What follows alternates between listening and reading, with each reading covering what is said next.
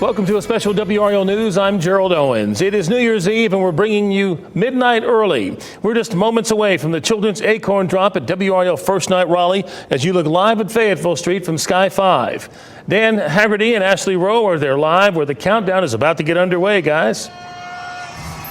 Yeah, those moments away, Gerald, are mere seconds away at this point as an absolutely humongous crowd is gathered here on Fayetteville Street. Now all we're waiting for is the countdown from the stage, but the crowd is huge. It almost feels like it's approaching midnight, not 7 o'clock. I'm thinking, boy, I have a lot of energy for the ball dropping right now. The acorn, you see it behind us, just behind us there. It's going to drop in a matter of moments.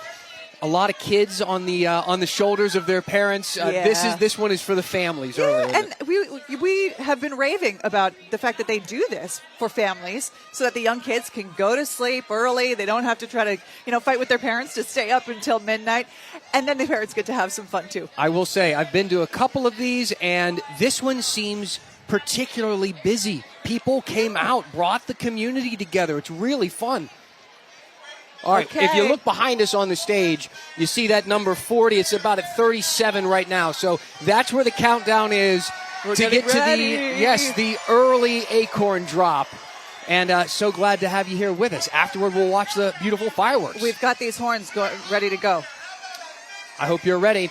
We are at about 20 seconds here in downtown. Fayetteville Street has been absolutely packed today. Families having fun, enjoying music, riding rides, tons of food, and the moment has arrived. Here we are, 8, 7, 6, 5, 4, 3, 2, 1.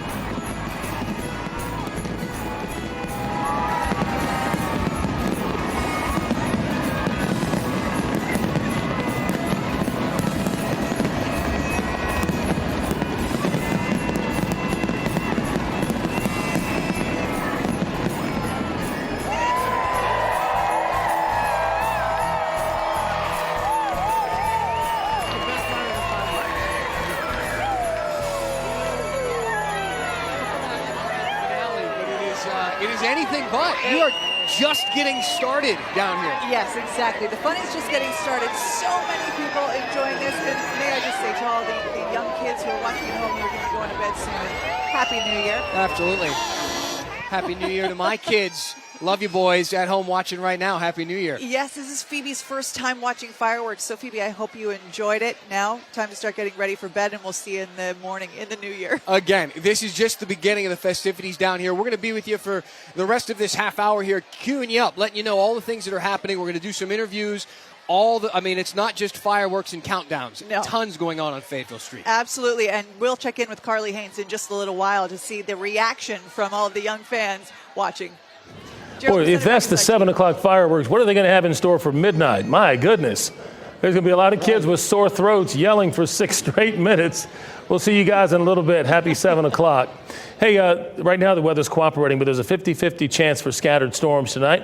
Or showers, rather. Meteorologist Mike Mays in the WRAL Severe Weather Center. Mike, this won't be a big problem for people celebrating downtown, will it? No, I'm not anticipating it being a huge ordeal, but we are seeing showers and storms finally starting to develop off to the west, and a pretty decent line now from Greensboro back to Statesboro. And as I zoom in, you can see the yellows and reds and oranges showing up, lightning strikes too. This is about an hour or two away, and if it heads on this trajectory, it will be making its way through the area. It will be passing through and be gone by the time we have the midnight acorn drop. So if you haven't headed out there already, be aware that there's a threat for storms. Some severe up to the north. We see the dark green shaded area. Future cats at 7 o'clock showing no rain locally, but by the time we get to 8 and 9 o'clock, there will be scattered showers and storms around. And once we get past 9 and 10 o'clock, that scoots out. And by midnight, we're looking at dry weather. And at that point, temperatures should be in the low 50s. Now, once the front comes on by, big time cold is on the way. I'll outline that coming up. All right, Mike, thank you. And here's a live look at Fayetteville Street downtown, where you can see the celebration is well underway. Coming up, we're going to talk with one of the people in charge of putting this massive party together and find out what's new this year. I'm going to start a yoga class, and I'm just going to try and be healthy. So, and I think that's a good one.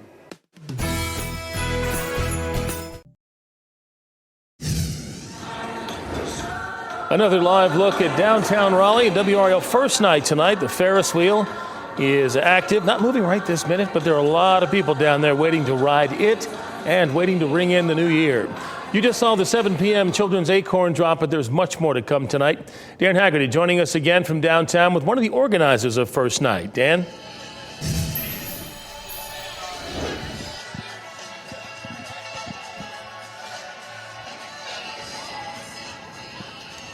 All right, we're waiting for Dan. Maybe he's taking a break or his ears are still ringing from those fireworks. He's going to speak with Cameron Law as the creative director of the event. Right now, do we have Dan yet? There we go. Go ahead, Dan. I know your ears are still ringing. I just wanted to build a little suspense, Gerald.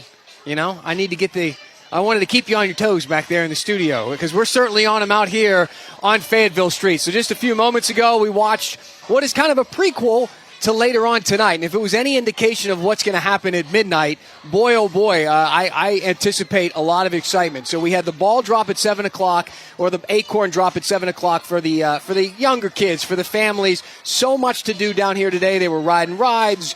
There's a lot of food down here and entertainment. Some people were playing on the stage earlier, and then we had the acorn drop and a pretty spectacular fireworks show that we showed you off the top after that initial countdown. But now the grown-ups get to have fun. A lot of the families, most of them heading home. Those kids need an early bedtime, but not the rest of us, right? We're staying up till midnight to celebrate what was 2024 and bringing in 2025. There's tons to do down here, of course.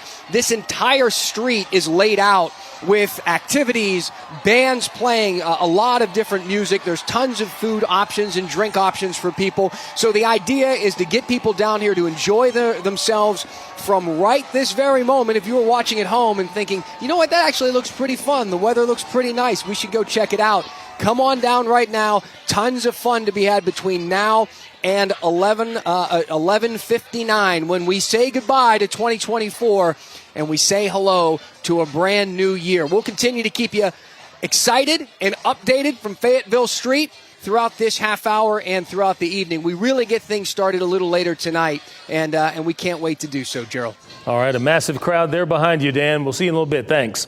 One person who will experience a lot of change next year, Governor Roy Cooper.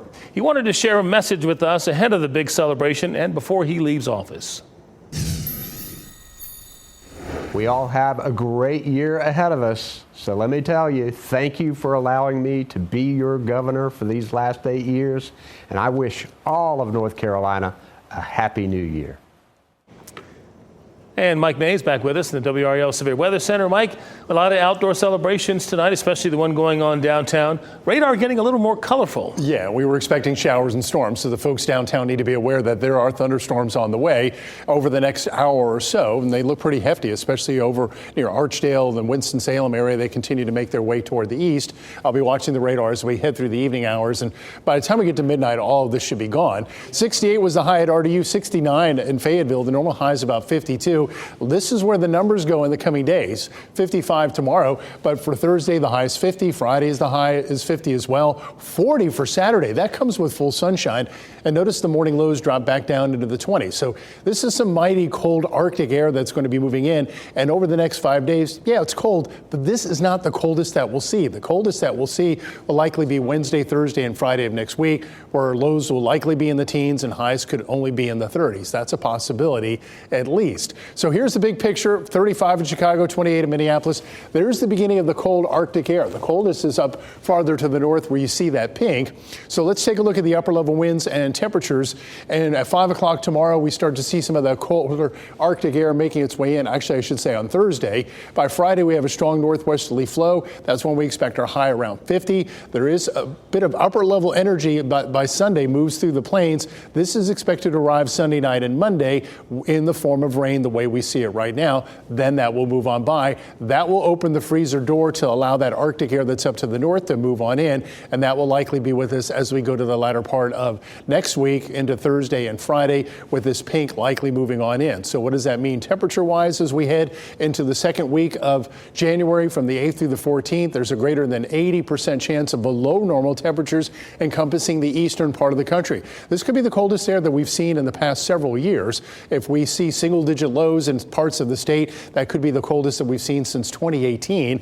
And during the same time period, below normal precipitation is expected. So as of right now, it doesn't look like it'll be a big snow producing setup, but it will be very cold Arctic air that may last through the entire month of January. This is the temperature outlook that just came out today for the month of January, showing the eastern part of the country and a very good shot of below normal temperatures. We just finished December with above normal temperatures. It could be quite the opposite for next month. And then taking a look at precipitation, not showing below normal precipitation, it's showing pretty much normal. So there are opportunities where we could see the cold and the moist combined to produce some snow. Right now, Monday is the soonest we could see some precipitation. The European model has rain, the American model has snow. We'll see which ones wins out, and we'll keep checking back with the forecast in the coming days. So early showers and storms. After midnight, it's all gone. It'll be windy overnight.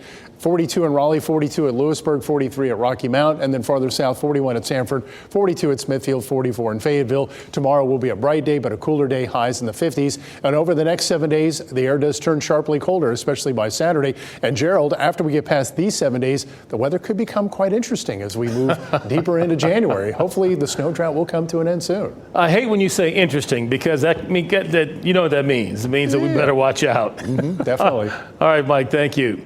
We have much more New Year's Eve coverage for you. Let's go back down to Fayetteville Street, and WRO's Carly Haynes standing by. Carly?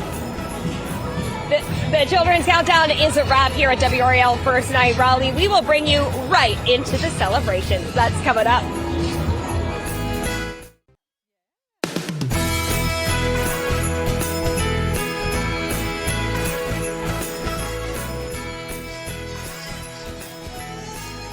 Hello and welcome back to WRAL 7, a special edition as we bring you WRAL First Night Raleigh. What an exciting night. And we just saw the beautiful, magnificent fireworks show and the early countdown with the acorn drop for all of the young families that want to get home earlier than midnight. Cameron Laws is here, the creative director of Artsplosure and First Night Raleigh. So the brains behind the operation here. How did it all go?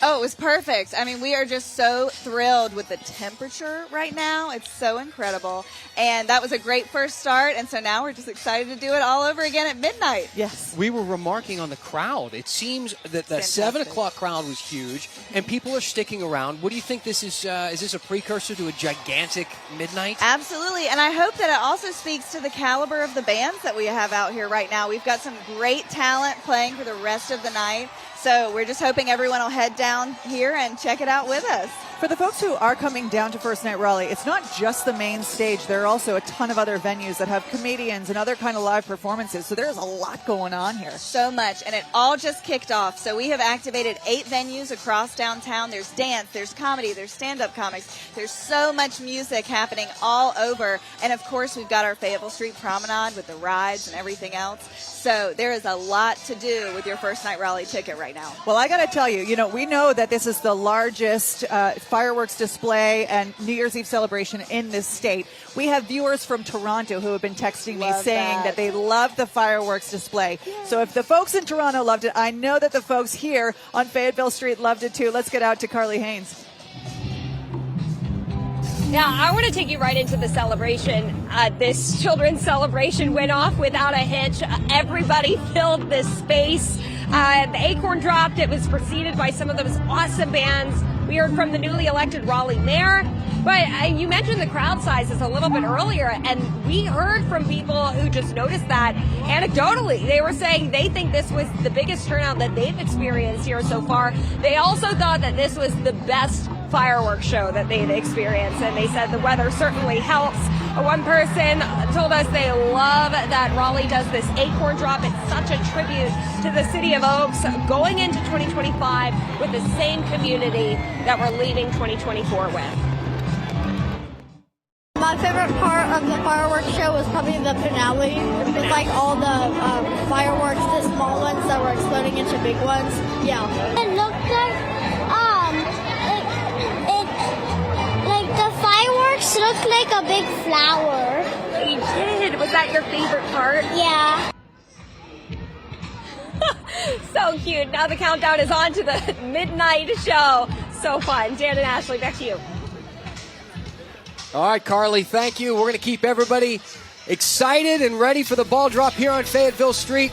Gerald, for now, we'll send it back to you. All right, 2025 right around the corner. We'll have live coverage from Fox 50 from 10 to 11 and on WRAL from 11 o'clock until after midnight. We hope you'll join us. Have a good night.